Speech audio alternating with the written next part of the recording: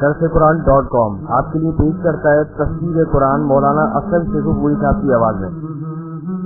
اور اللہ کہتا ہے یاد کرنے کے لیے آسان، پڑھنے کے لیے آسان اور سمجھنے کے لیے آسان۔ اس کے علاوہ اس مقبول ویب سائٹ پر آپ سنیے معروف عالم دین کے اصلاحی بیانات۔ تو اسلام کا نظریہ یہ ہے انا للہ و انا الیہ راجعون۔ ہم دو نعت، بچوں کے لیے اصلاحی کہانیاں اور بہت کچھ۔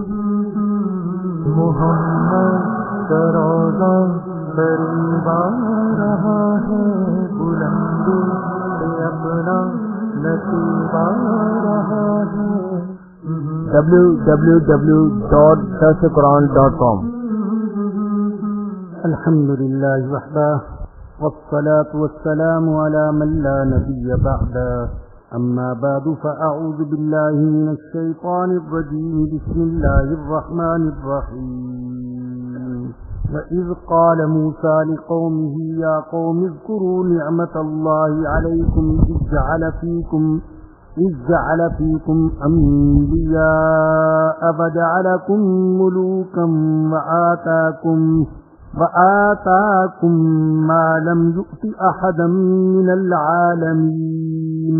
صدق اللہ العظیم۔ گزشتہ درس کا اختتام بھی اسی آیت کریمہ پر ہوا تھا، یعنی سورۃ المائدہ کی آیت نمبر 20، اور آج کے درس کا آغاز بھی مضمون کو ملانے کے لیے ہم اسی آیت کریمہ سے کر رہے ہیں۔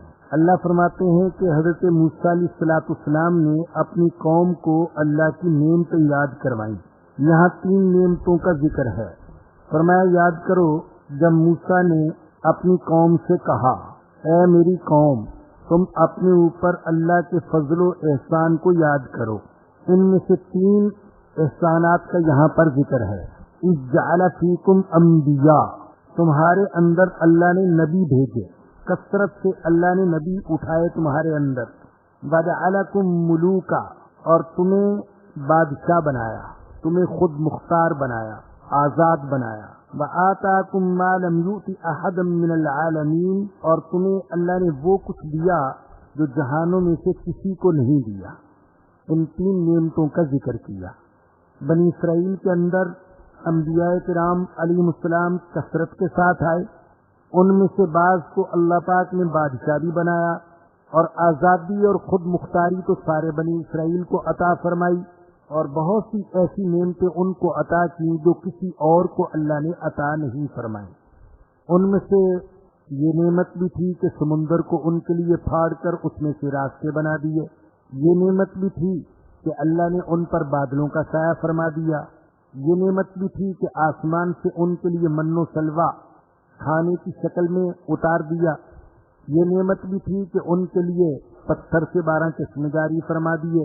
یہ بہت ساری نعمتیں، لیکن ان میں سے سب سے بڑی نعمت یہ تھی کہ اللہ پاک نے اس وقت ان کو توحید اور ایمان کی نعمت عطا فرمائی جبکہ پوری کی پوری دنیا کفر و شرک میں ڈوبی ہوئی تھی۔ جیسا کہ آپ حضرات جانتے ہیں، ہمارے درس میں اس بات کی کوشش ہوتی ہے کہ ہم ان آیات کو اپنے اوپر منطبق کر کے بھی سوچیں۔ اللہ پاک فرما رہے ہیں یاد کرو اس وقت کو جب موسیٰ علیہ السلام نے اپنی قوم سے کہا، اس وقت کو یاد کرو۔ تو کیا ایسے ہی اللہ نے یاد کرنے کا حکم دیا، ایسے ہی یاد کرو، اس قصے کو بیان کرو؟ نہیں، یہ اللہ نے حکم دیا تاکہ ہم عبرت اور نصیحت حاصل کریں۔ اگر بنی اسرائیل پر اللہ کی نعمتیں تھیں تو ہمارے اوپر بھی اللہ پاک کی بے شمار نعمتیں ہیں۔ اللہ نے بنی اسرائیل کے اندر انبیاء بھیجے اور ہمارے اندر سید الانبیاء کو بھیجا صلی اللہ علیہ وسلم۔ اللہ پاک کی بہت بڑی نعمت، اور اللہ پاک نے اس نعمت کا قرآن کریم میں خاص طور پر ذکر کیا۔ شاید ہی کسی نعمت کے بارے میں یہ الفاظ اللہ نے استعمال فرمائے ہوں جو الفاظ اللہ نے رسول اکرم صلی اللہ علیہ وسلم کی بعثت و رسالت کے بارے میں فرمایا کہ لقد من اللہ علی المؤمنین، یقیناً اللہ نے ایمان والوں پر احسان کیا، یقیناً اللہ نے ایمان والوں پر احسان کیا۔ کیسے؟ اذ بعث فیہم رسولا من انفسہم کہ اللہ نے ان کے اندر انہی میں سے رسول بھیجا. تو رسول اکرم صلی اللہ علیہ وسلم کی رسالت اور نبوت یہ ہمارے لیے بہت بڑی نعمت ہے.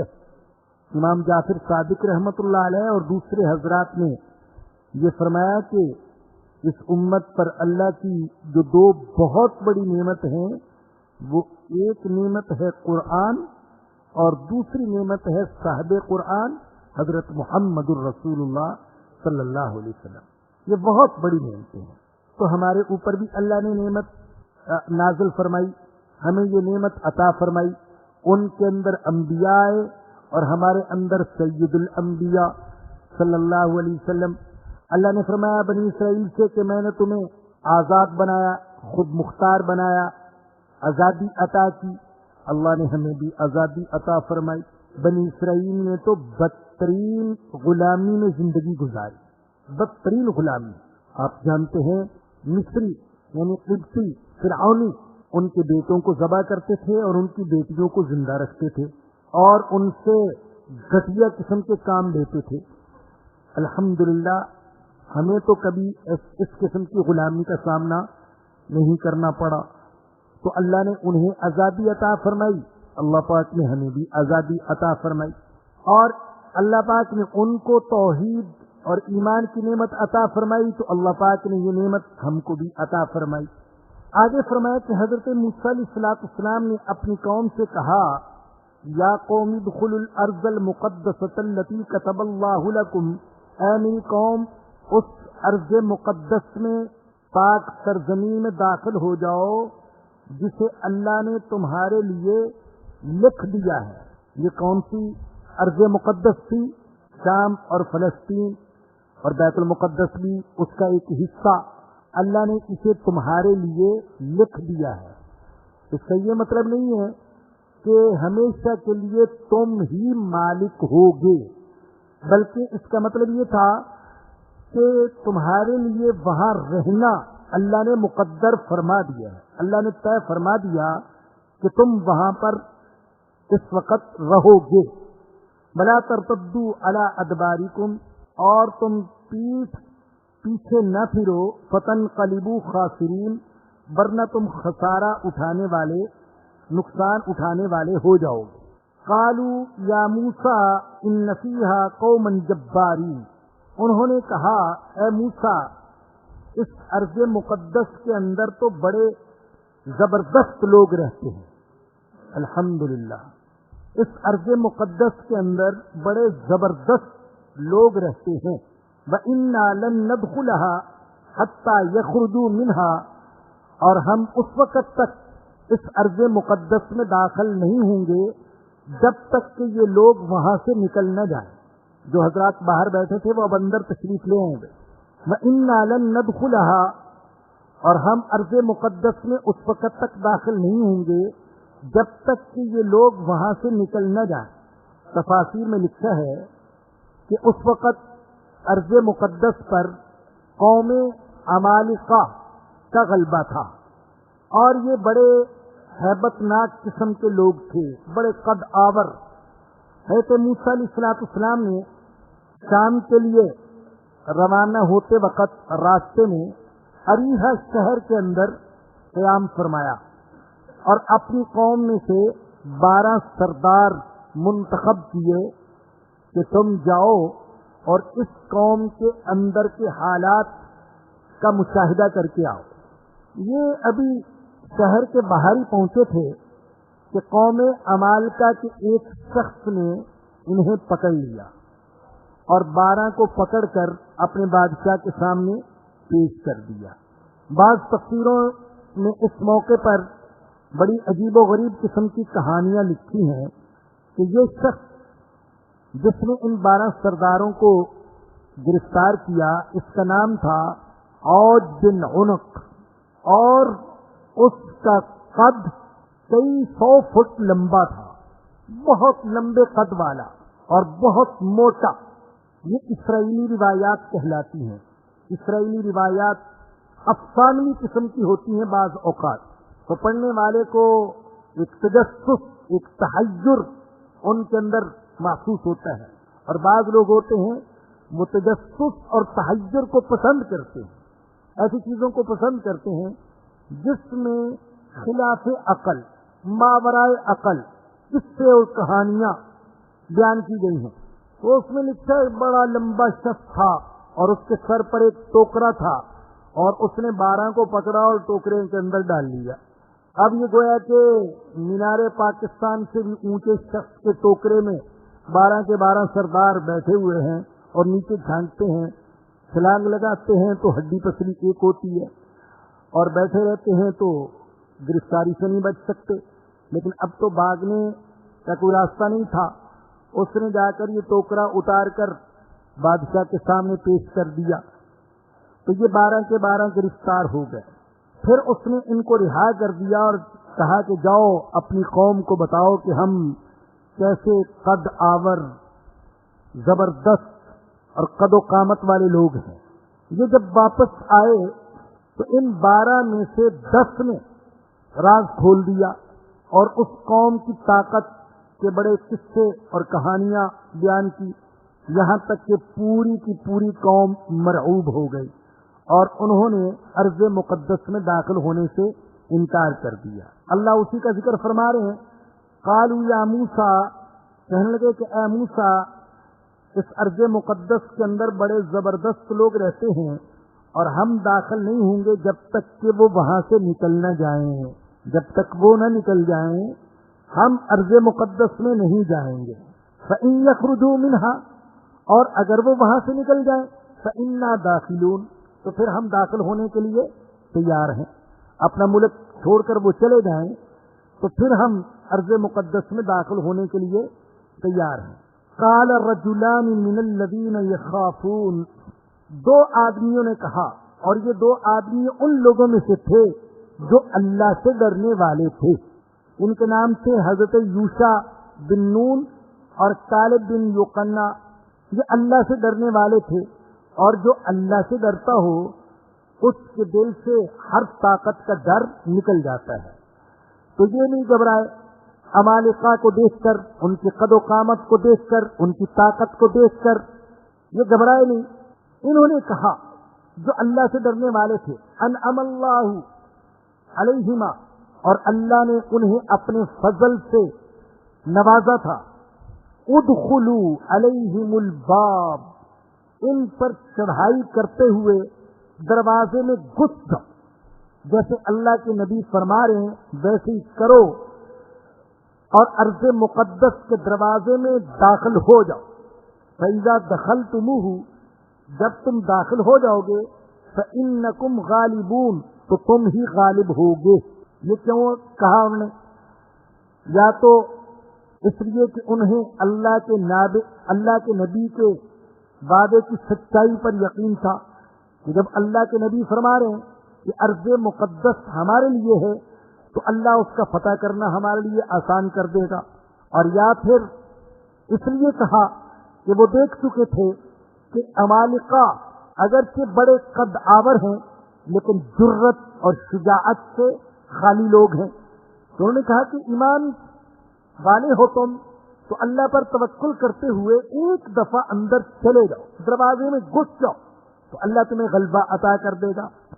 وَعَلَى اللَّهِ فَتَوَكَّلُوا, اور اللہ پر توکل کرو, ان کنتم مؤمنین, اگر تم واقعی ایمان والے ہو.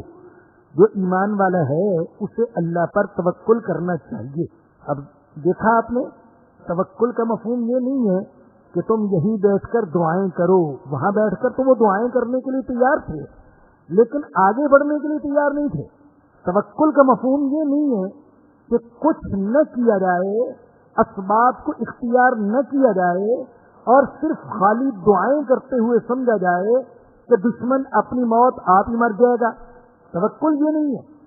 توکل یہ ہے کہ جو اپنے بس میں ہے وہ کرو, پھر نتیجے کو اللہ پر چھوڑ دو. تو انہوں نے یہ نہیں کہا کہ تم یہاں بیٹھ کر دعائیں کرو, اے اللہ قوم عمالقہ کو تباہ کر دے, اے اللہ ان پر آگ برسا دے, اے اللہ ان کی بستیاں نیست و نابود فرما دے تاکہ ہم وہاں داخل ہو سکیں. یہ نہیں فرمایا کہ جاؤ حملہ کرو, تو اللہ تمہیں غلبہ عطا کرے گا. وعلی اللہ فتوکلوا، اللہ پر توکل کرو اگر تم ایمان والے ہو. یہ میں باتیں اس لیے کہہ رہا ہوں کہ آج ہم بھی اسی قسم کا توکل کرتے ہیں. www.darsulquran.com سارا عالم اسلام دعائیں کر رہا ہے اور تقریباً کم و بیش پچھلے 60 سال سے دعائیں کر رہا ہے. اے اللہ یہودیوں کو تباہ کر دے، اے اللہ اسرائیل کو نیست و نابود فرما دے تاکہ بیت المقدس ہمارے قبضے میں آ جائے. لیکن ہماری دعائیں قبول نہیں ہو رہی، اس لیے کہ ہم دعا تو کر رہے ہیں لیکن جہاد نہیں کر رہے اور عمل نہیں کر رہے. جو کچھ ہمارے بس میں ہے وہ نہیں کر رہے. پورا عالم اسلام ایک طرف اور یہودیوں کی اقلیت وہ ایک طرف. ہم دعا کر رہے ہیں لیکن قربانی دینے کے لیے تیار نہیں ہے، اور بغیر قربانی دیے ہوئے نہ توکل کا اعتبار ہے اور نہ ہی اللہ کی نصرت نازل ہوتی ہے. اللہ یہ قصے اس لیے بیان فرما رہا ہے، بنی اسرائیل کے واقعات اسی لیے اللہ پاک بیان فرما رہا ہے تاکہ ہماری سمجھ میں یہ بات آئے کہ توکل کی حقیقت کیا ہے. قالوا یا موسیٰ، وہ کہنے لگے اے موسیٰ انا لن ندخلها ابدا. بڑا سمجھانے کی کوشش کی، ارے اللہ پر توکل کرو، اتنے بزدل نہ بنو، کلمہ پڑھنے والے ہو تم، ایمان والے ہو، ہمت تو کرو، آگے چلو. دیکھو دشمن پر کیسے اللہ روب طاری کرتا ہے.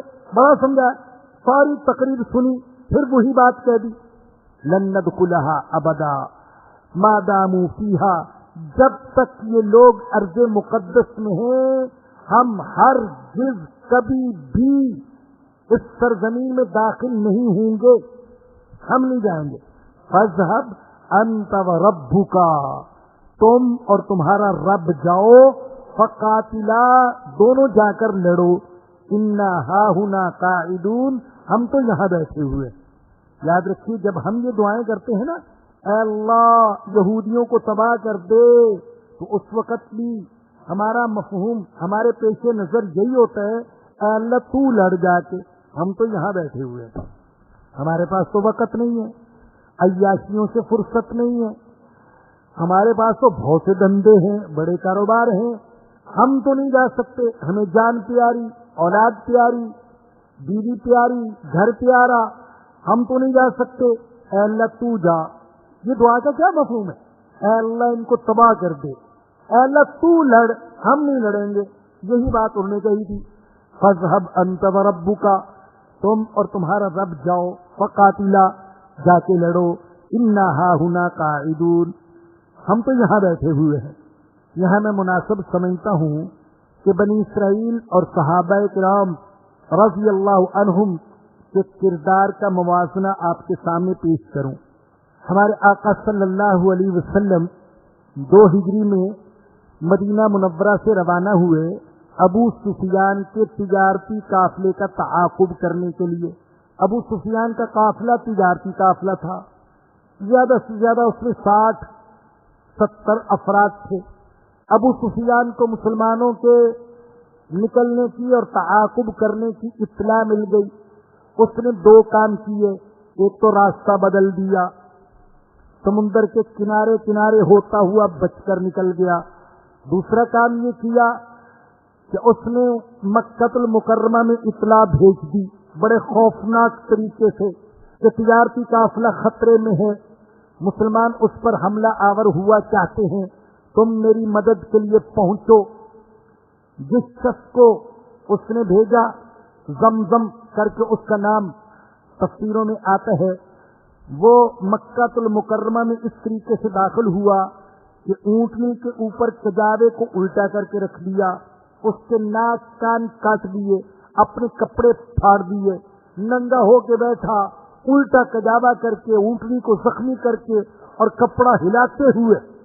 تو یہ عرب کا ایک خاص انداز تھا پوری قوم کو خبردار کرنے کا. تو پوری قوم کے اندر ایک جوش اور ولولہ پیدا ہو گیا، اس لیے کہ اس تجارتی قافلے میں سارے مکے والوں نے اپنا سرمایہ ڈال رکھا تھا. ایک کمپنی کی حیثیت ہوتی تھی लिमिटेड कंपनी की हैसियत होती थी इन तिजारती काफिलों को।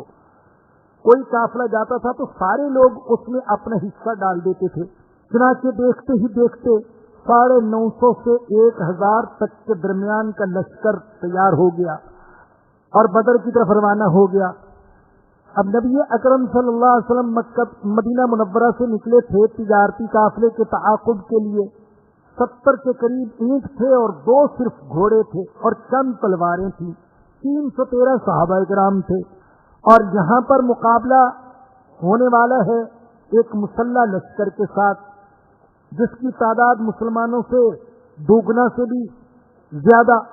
तो हजूर अकरम सल्लल्लाहु अलैहि वसल्लम ने सहाबा किराम से मशवरा किया क्या करना चाहिए। और हुजूर के मशवरा करने में एक हिकमत ये भी थी कि जब नबी अकरम सल्लल्लाहु अलैहि वसल्लम मदीना मुनव्वरा तशरीफ लाए थे और अंसार ने आपको पनाह दी थी, तो अंसार ने कहा था कि मदीना में रहते हुए हम आपकी हिफाजत करेंगे। ये वादा नहीं किया था कि मदीना से बाहर निकल कर भी अगर किसी दुश्मन से मुकाबला दरपेश हुआ तो भी हम आपका साथ देंगे। ये चीज मुआहिदे में शामिल नहीं थी।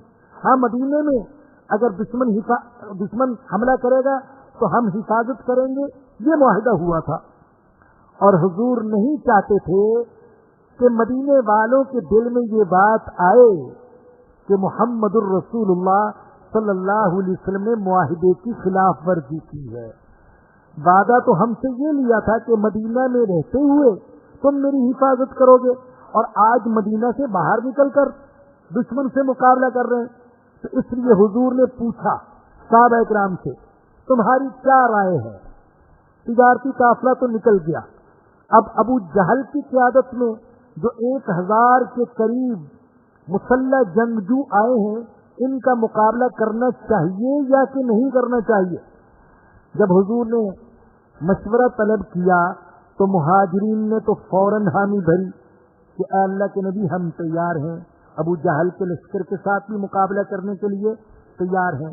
अंसार खामोश रहे, वैसे ही खामोश रहे, तवज्जो नहीं गई कि चंद साहबा ने कह दिया हम साथ देंगे तो उनका कह देना काफी है। लेकिन हुजूर ने दोबारा पूछा तुम्हारी क्या राय है। अंसार फिर खामोश रहे। जब तीसरी बार नबी अकरम सल्लल्लाहु अलैहि वसल्लम ने पूछा तो अंसार समझ गए कि हुजूर का रूए सुखन हमारी तरफ है, हुजूर हमारी राय मालूम करना चाहते हैं। इसलिए कि मुहाजिरीन ने तो 2 दफा कहा हम तैयार हैं, लेकिन हुजूर ने फिर पूछा है क्या राय है। चुनाचे अंसार की तरफ से हजरत साद बिन मुआज खड़े हुए और अर्ज किया या रसूल अल्लाह, शायद आपके जहन में ये ख्याल आ रहा है कि हम अंसार ने मदीना में रहते हुए आपकी हिफाजत का वादा किया था। नहीं अल्लाह के नबी, हम हर जगह आपकी हिफाजत के लिए तैयार हैं। मैं अंसार की तरफ से अर्ज करता हूँ, हजरत साद ने अर्ज किया, मैं अंसार की तरफ से अर्ज करता हूँ आप जिससे चाहें ताल्लुक कायम करें, हम उससे ताल्लुक कायम कर लेंगे, और आप जिससे चाहें ताल्लुक को खत्म कर दें, हम भी उससे ताल्लुक को खत्म कर देंगे। हमारे माल में से जितना चाहें आप ले लें। और अजीब बात फरमाया कि अल्लाह की कसम, जो माल आप लेंगे वो हमें ज्यादा महबूब होगा उस माल से जो आप छोड़ देंगे। और फरमाया कि अगर आप हमें बरके गमाद तक ले गए, ये तो बदर है, मदीना के बिल्कुल करीब, ये तो बदर है। अगर आप हमें बरके गमाद या बरके गमदान, जो कि यमन का एक इलाका था, अगर आप वहां तक भी हमें ले जाएं तो हम आपका साथ नहीं छोड़ेंगे। और अगर आप समुंदर में दाखिल हो गए तो हम आपके साथ समुंदर में छलांगे लगा देंगे। जब नबी अकरम सल्लल्लाहु अलैहि वसल्लम ने हज़रत साद बिन मुआज के ये जज्बात सुने तो चेहरे नबुव्वत पर रौनक हो गया, मुनव्वर और रोशन हो गया।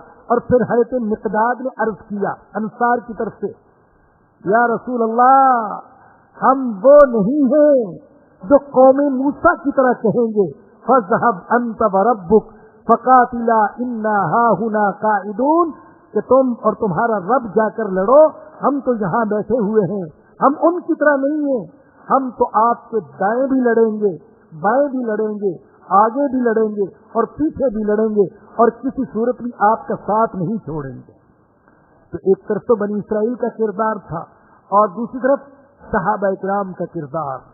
تو بنی اسرائیل کہنے لگے فَاذْهَبْ أَنْتَ وَرَبُّكَ فَقَاتِلَا، تم اور تمہارا رب جاؤ، جا کر لڑو، اِنَّا هَاهُنَا قَاعِدُونَ، ہم تو یہاں بیٹھے ہوئے ہیں۔ قَالَ رَبِّ إِنِّي لَا أَمْلِكُ إِلَّا نَفْسِي وَأَخِي، حضرت موسیٰ علیہ السلام نے اللہ کے حضور عرض کیا، اے میرے رب، مجھے اپنے اور اپنے بھائی کے علاوہ کسی پر بھی اختیار نہیں ہے، میں اپنے آپ کو پیش کرتا ہوں، اپنے بھائی کو پیش کرتا ہوں، ان دو کے علاوہ مجھے کسی پر اختیار نہیں ہے۔ اپنے اوپر اختیار ہے، اپنے بھائی پر اختیار ہے۔ تو یوشع کا بھی ذکر نہیں کیا اور حضرت طالب کا بھی ذکر نہیں کیا کہ ہو سکتا ہے وہ بھی ساتھ چھوڑ جائیں، ان کا ذکر نہیں کیا، اپنے آپ کو پیش کیا، اپنے بھائی کو پیش کیا۔ فَافْرُقْ بَيْنَنَا وَبَيْنَ الْقَوْمِ الْفَاسِقِينَ، تو اے اللہ ہمارے درمیان اور اس نافرمان قوم کے درمیان فیصلہ فرما دیجئے، جدائی فرما دیجئے۔ تو اللہ نے فرمایا کہ فَإِنَّهَا مُحَرَّمَةٌ عَلَيْهِمْ 40 سَنَةً، میں نے اس ملک کو بنی اسرائیل پر 40 سال تک کے لیے حرام کر دیا۔ 40 سال تک یہ ارض مقدس میں داخل نہیں ہو سکیں گے۔ یتیہون فی الارض، یہ زمین میں مارے مارے پھریں گے، چنانچہ مارے مارے پھرتے رہے۔ 40 سال تک وادی تی کے اندر وہ مارے مارے پھرتے رہے۔ یہیں پر حضرت موسیٰ علیہ السلام کا انتقال ہوا، اور یہیں پر حضرت موسیٰ علیہ السلام سے پہلے حضرت ہارون علیہ السلام کا انتقال ہوا، اور یہ بنی اسرائیل تقریباً 6 لاکھ کی تعداد میں تھے۔ یہیں پر وادی تی کے اندر گھومتے پھرتے رہے، ارض مقدس میں داخل نہ ہو سکے۔ جب حضرت موسیٰ علیہ السلام بھی انتقال فرما گئے اور حضرت ہارون علیہ السلام بھی انتقال فرما گئے، تو اللہ تعالیٰ نے نبوت عطا فرما دی حضرت یوشع بن نون کو، اور پھر حضرت یوشع بن نون کی قیادت میں انہوں نے جہاد کیا اور اللہ نے ان کے لیے ارض مقدس کو فتح فرما دیا۔ یہ جو 40 سال وادی تی کے اندر پھرتے رہے، 40 سال منزل کا پتہ ہی نہیں چلتا تھا۔ میں سوچ رہا تھا کہ ایسے لگتا ہے کہ ہم 60 سال سے وادی تی کے اندر پھر رہے ہیں، منزل کا پتہ ہی نہیں ہے۔ 60 سال ہو گئے وادی کے اندر پھرتے ہوئے، منزل کی خبر نہیں، منزل کو تو بھول ہی چکے۔ اللہ نے بے شمار انعامات عطا کیے، لیکن ہم نے اللہ کے انعامات کی قدر نہ کی، جس کا یہ نتیجہ نکلا کہ آج ہم روٹی کے لیے پریشان، بجلی کے لیے پریشان، پانی کے لیے پریشان، انصاف کے لیے پریشان۔ جو قوم اللہ کے حکموں کو پامال کرتی ہے اور اللہ کی نعمتوں کو اللہ کی نعمتوں کی قدر نہیں کرتی، اللہ پاک اسے ان نعمتوں سے محروم فرما دیتے ہیں، جیسے اللہ پاک نے بنی اسرائیل کو محروم فرمایا۔ اب اللہ کے نبی ہیں حضرت موسیٰ علیہ السلام، جب 40 سال کے لیے اللہ نے ان پر ارض مقدس کو حرام کر دیا، دل میں بڑا غم ہوا، بہت پریشان ہوئے۔ اور اللہ کا جو نبی ہوتا ہے اسے اپنی امت سے بڑی محبت ہوتی ہے، جو بھی نبی ہو۔ ہمارے آقا حضرت محمد الرسول اللہ صلی اللہ علیہ وسلم کو اپنی امت سے محبت تھی، اور آپ کی طرح سارے ہی انبیاء اپنی اپنی امت سے محبت کرنے والے تھے۔ میں عرض کیا کرتا ہوں، نبی کی محبت کو سمجھنا ہو تو ان والدین کو دیکھیں جن کی اولاد نافرمان ہو اور وہ اپنی اولاد کے خیر خواہ ہوں۔ ہم دن رات ایسے تجربے سے گزرتے ہیں۔ میں نے بعض بوڑھے باپ دیکھے، سفید ریش، آہو زاری کرتے ہوئے، زاروں قطار روتے ہوئے اپنی اولاد سے، ولی صاحب دعا کریں۔ بیٹے کو کہتا ہوں نماز پڑھ لے، نماز نہیں پڑھتا۔ بیٹے کو کہتا ہوں مسجد میں آئے، مسجد کا رخ نہیں کرتا۔ بیٹے کو کہتا ہوں یہ نشہ نہ کرے، نشہ نہیں چھوڑتا۔ باپ رو رہے، ماں رو رہی ہے، یہ خیر خواہ ہیں، اور وہ بیوقوف کیا سمجھتا ہے؟ یہ میرے بدخواہ ہیں، یہ میرے دشمن ہیں، میرے جذبات کو کچلنا چاہتے ہیں۔ تو وہ کتنا کڑتا ہے باپ، وہ ماں کتنا کڑتی ہے جس کے دل میں خیر خواہی کے سوا کچھ نہیں، اور بیٹا کیا سمجھ رہا ہے؟ یہ میرے بدخواہ ہیں۔ یقین جانے والدین کی محبت تو کچھ بھی نہیں اولاد کے لیے جتنی محبت نبی کے دل میں ہوتی ہے اپنی امت کے لیے۔ تو جب اللہ کا نبی ہدایت کے راستے کی طرف بلاتا ہوگا اور قوم نہیں مانتی ہوگی تو اللہ کے نبی کے دل پر کیا گزرتی ہوگی؟ اس کا اندازہ کیا جا سکتا ہے کہ اللہ پاک نے قرآن کریم میں کئی مقامات پر ہمارے آقا صلی اللہ علیہ وسلم کو خطاب کرتے ہوئے فرمایا، مفہوم یہ لعلک باخع نفسک الا یکونوا مؤمنین، اے میرے حبیب اگر یہ ایمان نہ لائیں تو کیا آپ ان کی وجہ سے اپنی جان ہی قربان کر دیں گے؟ اتنا روتے ہیں آپ، اتنا دکھ ہوتا ہے آپ کو کہ لگتا ہے کہ آپ اپنے آپ کو ہلاکت میں ڈال لیں گے۔ تو اللہ کے نبی روتے تھے، پریشان ہوتے تھے، گڑ گڑا کر دعائیں کرتے تھے، اور اللہ کے نبی کے زخمی دل پر مرہم رکھتا تھا اللہ، نبی بنا کر بھیجنے والا۔ تو حضرت موسیٰ علیہ السلام کو بھی بڑا دکھ ہوا، عرض مقدس سامنے ہے، اللہ کا وعدہ بھی ہے کہ یہ سرزمین تمہیں ملے گی، لیکن یہ بات ماننے کے لیے تیار نہیں، بڑا دکھ ہوا۔ تو اللہ نے تسلی دی، فلا تأس علی القوم الفاسقین، اس نافرمان قوم پر آپ غم نہ کیجیے، آپ پریشان نہ ہو جائیے۔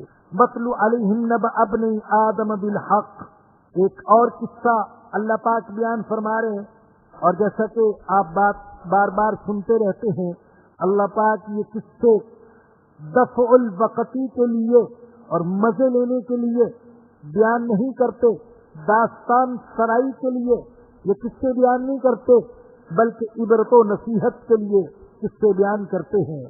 یہ جو قصہ ہے آدم علیہ السلام کے 2 بیٹوں کا، یہ قصہ بتاتا ہے کہ جب انسان کے دل کے اندر بغض اور حسد کی بیماری پیدا ہو جائے اور حب ذات کی بیماری، اپنی ذات سے محبت، تو یہ بیماری انسان کو کیسا سنگ دل اور درندہ بنا دیتی ہے، جس کے اندر بغض، حسد، کینہ اور حب ذات پیدا ہو جائے۔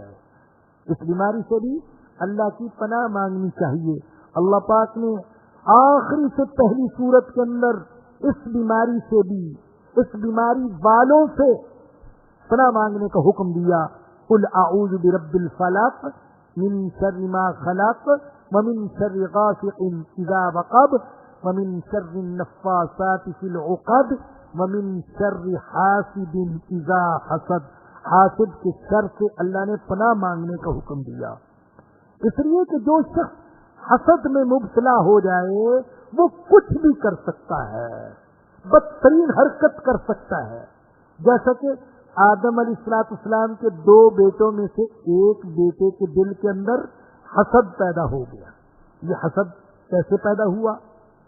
تفسیروں میں لکھا ہے کہ چونکہ اللہ پاک نے مخلوق کو تیزی سے بڑھانا تھا، اس دنیا کو آباد کرنا تھا، تو حضرت آدم علیہ السلام کے ہاں جڑواں بچے پیدا ہوتے تھے، ایک بچی ایک بچہ، ایک حمل سے جڑواں بچے پیدا ہوتے، بیٹی اور بیٹا، اور ایک حمل سے پیدا ہونے والے لڑکے کی شادی کی جاتی تھی دوسرے حمل سے پیدا ہونے والی لڑکی کے ساتھ۔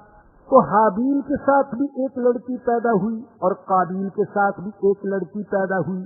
قابیل کے ساتھ جو لڑکی پیدا ہوئی وہ خوبصورت تھی، حابیل کے ساتھ جو لڑکی پیدا ہوئی وہ سادہ صورت تھی۔ قابیل اڑ گیا اس بات پر، میں تو اسی سے شادی کروں گا جو میرے ساتھ پیدا ہوئی ہے۔ حضرت آدم علیہ السلام نے فرمایا کہ میری شریعت میں اس کی اجازت نہیں، اس کی اجازت تو ہے کہ دوسرے حمل سے پیدا ہونے والی بچی سے شادی ہو جائے، لیکن اسی حمل سے پیدا ہونے والی بچی کی شادی تیرے ساتھ کر دی جائے، اس کی میری شریعت میں اجازت نہیں ہے۔ اس چیز نے قابیل کو حسد میں مبتلا کر دیا۔ حضرت آدم علیہ السلام نے اس کے شر سے بچنے کے لیے یہ تجویز پیش کی کہ تم دونوں اللہ کے حضور کوئی نظر پیش کرو تو جس کی نظر قبول ہو گئی اسی کی شادی کر دی جائے گی اس لڑکی کے ساتھ۔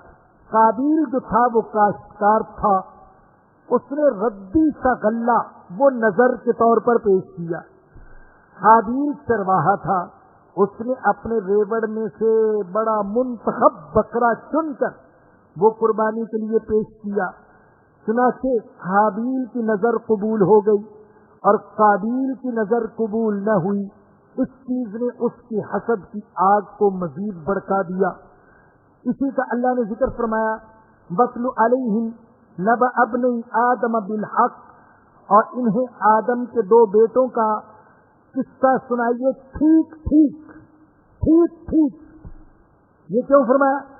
اس طرف متوجہ کرنے کے لیے کہ کبھی کوئی قصہ بیان کرو تو صحیح بیان کرو، اپنی طرف سے اس میں کوئی چیز نہ ملاؤ، مبالغہ نہ کرو، جیسا ہو ویسا بیان کر دو۔ اذ قربا قربانا، جب ان دونوں نے نظر پیش کی، فتقبل من احدہما، ان میں سے ایک کی نظر تو قبول کر لی گئی، ولم یتقبل من الآخر، لیکن دوسرے کی نظر قبول نہ کی گئی۔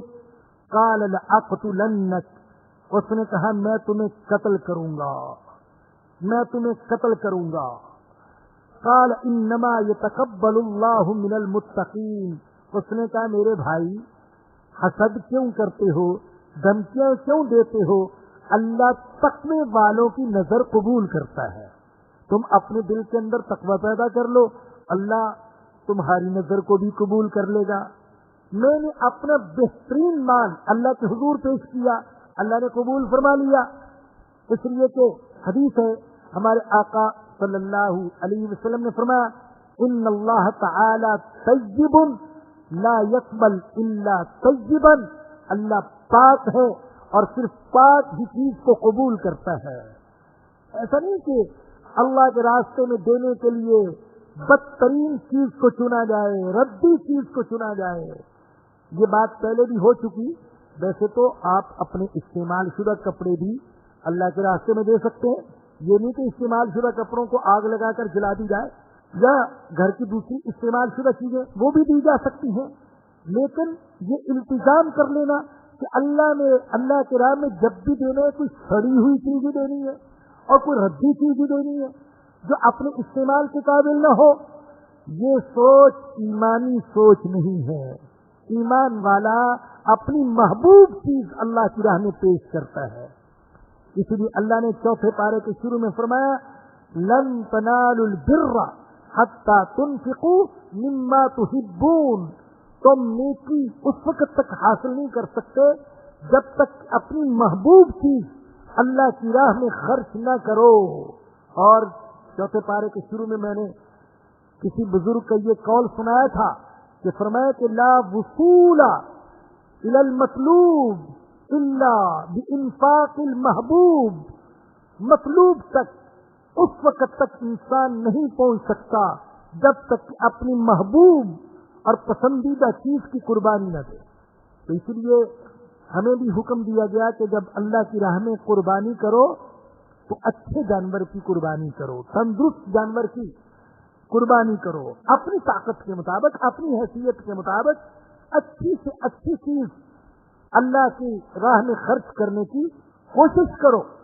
تو جب وہ حسد میں مبتلا ہوا اور اس نے دھمکی دی کہ میں تمہیں قتل کروں گا، تو حابیل نے کہا انما یتقبل اللہ من المتقین، اللہ قبول کرتے ہیں تقوی والوں سے، اللہ عبادت قبول کرتے ہیں تقوی والوں کی، اللہ صدقہ قبول کرتے ہیں تقوی والوں کا، اللہ حج قبول کرتے ہیں تقوی والوں کا، اللہ عمرہ قبول کرتے ہیں تقوی والوں کا، اللہ جہاد قبول کرتے ہیں تقوی والوں کا، اللہ تبلیغ قبول کرتا ہے تقوی والوں کی۔ بعض تفسیروں میں لکھا ہے کہ یہ الفاظ عابدوں، سخیوں اور حاجیوں کے لیے تعزیانہ ہے۔ بڑا عبرت کا سامان ہے ان الفاظ کے اندر کہ ہر کسی کی عبادت قبول نہیں ہوتی، اللہ عبادت قبول کرتے ہیں تقوی والے۔ حضرت عامر بن عبداللہ بڑے عابد تھے، زاہد، راتوں کو جاگنے والے، اللہ کی بڑی عبادت کرنے والے، وفات کے وقت زار و قطار رو رہے تھے۔ کسی نے کہا حضرت آپ تو زندگی بھر عبادت کرتے رہے، یہاں تک کہ آپ راتوں کو بھی بہت کم سوتے تھے، پھر آپ اتنے پریشان کیوں ہیں؟ آپ نے تو بڑی عبادت کی ہے۔ فرمایا عبادت تو بہت کی ہے، ڈر یہ ہے کہ پتہ نہیں قبول بھی ہوئی یا کہ نہیں ہوئی۔ اللہ کہہ رہے ہیں انما یتقبل اللہ من المتقین، اللہ قبول کرتا ہے تقوی والوں کی۔ حضرت عبداللہ بن مسعود رضی اللہ تعالیٰ عنہ فرماتے ہیں اگر مجھے یقین آ جائے کہ میرا کوئی عمل اللہ کے ہاں قبول ہو گیا، یہ پتہ چل جائے، تو یہ میرے لیے دنیا وما فیہا سے بہتر ہے۔ اور حضرت علی کرم اللہ وجہہ کا قول ہے، فرماتے ہیں کہ تقوی کے ساتھ چھوٹا سا عمل بھی چھوٹا نہیں ہوتا، تقوی کے ساتھ چھوٹا سا عمل چھوٹا نہیں ہوتا، اس لیے کہ وہ قبول ہو گیا، جو قبول ہو گیا وہ چھوٹا کیسے ہوگا؟ جو عمل تقوی کے ساتھ ہو چھوٹا ہے تو بھی چھوٹا نہیں، فرماتے جو قبول ہو گیا وہ چھوٹا کیسے ہے؟ اور تقوی کے بغیر بڑا عمل بھی بڑا نہیں ہے، بلکہ وہ عمل ہے ہی نہیں۔ اس لیے کہ اللہ کہہ رہے کہ میں قبول کرتا ہوں تقوی والوں سے، شرک سے بچنے والے، دل میں اللہ کی رضا کا جذبہ رکھنے والے اور سنت کی اتباع کرنے والے، یہ ہیں تقوی والے۔ شیخ الہند مولانا محمود حسن نبر اللہ مرقدہ بڑھاپا مالٹا میں گزارا، انگریزوں کی قید میں، اور وہاں بڑی سختیاں برداشت کی، وہیں پر قرآن کریم کی تفسیر بھی لکھنا شروع کر دی تھی، جیل کے اندر ہی ساری زندگی حدیث پڑھاتے رہے، تفسیر پڑھاتے رہے، پھر انگریز کے خلاف جہاد کرتے رہے، بڑھاپا جیل میں گزرا، جیل میں قرآن کی تفسیر لکھی، راتوں کو اللہ کی عبادت کیا کرتے تھے۔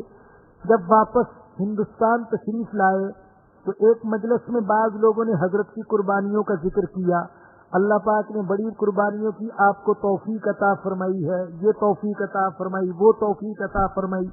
حضرت سنتے رہے، آخر میں ایک ہی جملہ فرمایا، پتہ نہیں قبول ہوا یا کہ نہیں ہوا۔ تو اصل چیز ہے میرے بھائیوں میری بہنوں کہ اللہ پاک قبول فرما لے، اللہ ہمارا یہ اٹھنا بیٹھنا سننا سنانا قبول فرما لے۔ اگر قبول نہیں، دنیا والے تعریف کرتے رہیں، ان کی تعریف سے کچھ نہیں ہوتا۔ دنیا میری تعریف کریں، علامہ صاحب کہیں، مفسر کہیں، شیخ الحدیث کہیں، بڑا مبلغ کہیں، مجاہد کہیں، لیکن اگر اللہ کے ہاں میرا عمل قبول نہیں ہے تو خدا کی قسم دنیا والوں کی تعریف سے مجھے کوئی فائدہ نہیں۔ ہائے اللہ، اصل تو یہ ہے کہ اللہ پاک قبول فرما لے۔ ہمارے حضرت فرماتے ہیں کہ وہ مشہور واقعہ ہے، کسی دلہن کی بہت تعریف کر رہی تھی، اس کے حسن کی، اس کی سہیلیاں بہت تعریف کر رہی تھی، تو اس نے کہا تم تو تعریف کر رہی ہو، اصل تو یہ ہے کہ جس کے لیے مجھے سنوارا جا رہا ہے وہ بھی تعریف کرے، وہ پسند کر لے، تو پھر تو واقعی میں سمجھوں گی کہ میں حسین ہوں، لیکن صرف تم تعریف کرتی رہو تو تمہاری تعریف سے مجھے کیا فائدہ ملے گا؟ اسی پر کسی نے کہا نہ کالی سے مطلب نہ گوری سے مطلب، پیا جس کو چاہے سہاگن وہی ہے۔ اللہ جس کو پسند کر لے، اللہ جس کے عمل قبول کر لے، حقیقت میں اللہ کا پیارا بندہ ولی اللہ وہ ہے، یہ ہے جس پر رشک کیا جائے۔ اللہ جسے پسند کر لے، اللہ جسے کہہ دے کہ یہ میرا ہے، اللہ جسے کہہ دے اس نے اپنی زندگی میرے لیے وقف کر دی تھی، میرے دین کے لیے وقف کر دی تھی، اس کے سجدوں کو میں نے قبول کر لیا، اس کی دعوت کو میں نے قبول کر لیا، اور اس کے درس کو میں نے قبول کر لیا، اور اس کے جہاد کو میں نے قبول کر لیا، اور اس کی شہادت کو میں نے قبول کر لیا۔ اگر اللہ نہیں کہتا تو خدا کی قسم کو 10 دفعہ بھی گردن کٹوا دے اور لوگ اس کی بڑی تعریف کرتے رہیں تو وہ کسی کام کا نہیں۔ انما یتقبل اللہ من المتقین، اللہ قبول کرتا ہے تقوی والوں سے۔ اللہ ہمیں تقوی عطا فرما دے، شرک سے بچنے کی توفیق عطا فرما دے، کامل اخلاص اللہ ہمیں عطا فرما دے، اتباع سنت کا جذبہ عطا فرما دے۔ اور پھر کہا حابیل نے لئن بسطت الی یدک لتقتلنی، اگر تو نے مجھے قتل کرنے کے لیے ہاتھ اٹھایا، ما انا بباسط یدی الیک لاقتلک، تو میں تجھے قتل کرنے کے لیے ہاتھ نہیں اٹھاؤں گا۔ www.darsulquran.com کیوں انی اخاف اللہ رب العالمین، میں اللہ سے ڈرتا ہوں جو کہ رب العالمین ہے۔ میں تیرے خون سے اپنے ہاتھوں کو رنگین نہیں کرنا چاہتا، اس لیے کہ مسلمان کو قتل کرنا بہت بڑا جرم ہے۔ ہمارے آقا صلی اللہ علیہ وسلم نے ایک حدیث میں فرمایا، اذا التقى المسلمان بسيفهما فالقاتل والمقتول في النار، جب دو مسلمان ہتھیار لے کر آپس میں لڑتے ہیں تو فرمایا کہ قاتل بھی دوزخ میں جاتا ہے، مقتول بھی دوزخ میں جاتا ہے۔ قیل یا رسول اللہ ھذا القاتل فما بال المقتول، اے اللہ کے نبی قاتل تو دوزخ میں جائے گا، اس نے بڑا جرم کیا ہے، مقتول کا کیا قصور ہے، وہ کیوں دوزخ میں جائے گا؟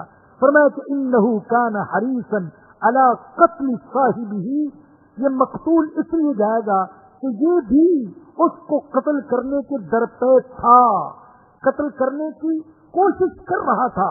یہ الگ بات ہے کہ اس کا وار نہیں چلا، اس کا وار چل گیا، لہذا قاتل بھی دوزخ میں اور مقتول بھی دوزخ میں۔ اللہ اکبر۔ ایسا بھی ہوتا ہے بعض اوقات قاتل بھی جنت میں، مقتول بھی جنت میں، ایسا بھی ہوتا ہے۔ واقعہ سنا چکا ہوں، حضرت حرام بن ملحان کو شہید کر دیا جبار بن سلمہ نے۔ جبار بن سلمہ اس وقت تک کافر تھے، شہید کر دیا حضرت حرام بن ملحان کو، لیکن شہادت سے پہلے ان کی زبان سے ایک جملہ نکل گیا، فزت ورب الکعبہ، رب کعبہ کی قسم میں تو کامیاب ہو گیا۔ اللہ جبار بن سلمہ پریشان، عجیب آدمی ہے، میں نے اس کی زندگی کا چراغ گل کر دیا اور یہ کہتا ہے کہ میں کامیاب ہو گیا، اور قسم کھا کر کہہ رہا ہے فزت ورب الکعبہ۔ مسلمانوں سے پوچھا یہ کیا مفہوم ہے اس کا؟ مسلمانوں نے بتایا کہ ہمارا عقیدہ یہ ہے کہ جس کی جان ایمان کے لیے قربان ہو جائے اور جس کا خاتمہ ایمان پر ہو جائے وہ کامیاب ہوتا ہے۔ جبار نے کہا اگر یہ کامیابی ہے تو مجھے بھی اس کامیابی کے راستے پر چلا دو اور کلمہ پڑھا دو۔ چنانچہ لا الہ الا اللہ محمد الرسول اللہ پڑھا، مقتول بھی جنت میں گیا اور قاتل بھی جنت میں گیا۔ مقتول تو شہادت کی وجہ سے اور قاتل ہدایت کی وجہ سے، اور ہدایت کا سبب بن گئے مقتول کی زبان سے نکلنے والے الفاظ۔ تو ایک تو یہ خوش نصیب ہے قاتل بھی جنت میں، مقتول بھی جنت میں، ایک یہ بد نصیب ہے قاتل بھی دوزخ میں، مقتول بھی دوزخ میں۔ تو حابیل نے کہا کہ میں تجھے قتل نہیں کروں گا۔ یاد رکھیے ہمارے دین کے اندر اپنا دفاع کرنا یہ جائز ہے۔ یہ تو وہ صورت تھی، اور ممکن ہے کہ ان کی شریعت میں کوئی اور حکم ہو، اور یہ وہ صورت تھی کہ حابیل کہہ رہے کہ میں تجھے قتل کرنے کی ابتدا نہیں کروں گا، مگر نہ ہمارا دین یہ کہتے ہے کہ اگر تم پر کوئی حملہ کرے تم اپنا دفاع کرو، اور اگر دفاع کرتے ہوئے مارے جاؤ تم شہید ہو، اور اگر اس کو مار دو تو تم پر کوئی گناہ نہیں۔ تو اپنی جان کے لیے لڑنا جائز، اپنے مال کی حفاظت کے لیے لڑنا جائز، اپنے بیوی بچوں کی حفاظت کے لیے لڑنا جائز، اور خود اپنی جان کے لیے بھی لڑنا یہ جائز ہے۔ تو جان، مال، عزت، آبرو ہمارا اسلام اس کے لیے لڑنے کی ہمیں اجازت دیتا ہے۔ تو حابیل نے یہ کہا میں نہیں قتل کروں گا، میں اللہ سے ڈرتا ہوں۔ چنانچہ حابیل قتل ہو گیا، لیکن اس نے اپنے بھائی پر ہاتھ اٹھانا گوارا نہیں کیا۔ کہا جاتا ہے کہ حابیل کے بعد تاریخ میں جس شخصیت نے اس عمل کو زندہ کیا وہ سیدنا عثمان بن عفان رضی اللہ تعالیٰ عنہ تھے۔ حضرت عثمان بن عفان رضی اللہ تعالیٰ عنہ کا 40 دن تک محاصرہ کیا گیا، اور باغی دیواریں پھلانگ کر اندر داخل ہو گئے۔ پیشکش کی بعض مسلمانوں نے ہمیں اجازت دی کہ حضرت ہم ان باغیوں سے مدینے کے گلی کوچوں کو رنگین کر دیں گے ان کے خون سے، لیکن فرمایا نہیں، میں حضور کے شہر کو کلمہ پڑھنے والوں کے خون سے رنگین نہیں کرنا چاہتا۔ چنانچہ خود شہید ہو گئے، لیکن کسی ایک مسلمان کے خون کو بھی بہانا وہ گوارا نہیں کیا. انی اريد ان تبوء باسمی، حابیل نے کہا میں یہ چاہتا ہوں ان تبوء باسمی واسمک فتکون من اصحاب النار، کہ تم میرے قتل کا گناہ اور اپنے دوسرے گناہوں کا وبال لے کر دوزخ میں جا پڑو. وذالک جزاء الظالمین، اور یہی ظالموں کی سزا ہے. یہ گویا کہ تمنا نہیں تھی کہ میری تمنا یہ ہے کہ تم دوزخ میں جاؤ، بلکہ اسے ڈرا رہے کہ تمہارے قتل کرنے کا نتیجہ یہ نکلے گا جو تم نے پہلے گناہ کیے ان کی سزا دی، اور جو میرے قتل کرنے کی سزا ہوگی تو یہ تمہیں دوزخ میں لے جائے گی. فطوعت له نفسه قتل اخی، بڑا سمجھایا بھائی نے، لیکن قابیل نہیں سمجھا. اس کے نفس نے اسے اپنے بھائی کے قتل پر آمادہ کر دیا. فقتله، اس نے اسے قتل کر دیا. فاصبح من الخاسرین، وہ نقصان اٹھانے والوں میں سے ہو گیا. یہ پہلا قتل تھا، اور ہمارے آقا صلی اللہ علیہ وسلم نے فرمایا قیامت تک جتنے قتل ہوں گے ہر قتل میں قابیل کو بھی گناہ میں حصہ ملے گا.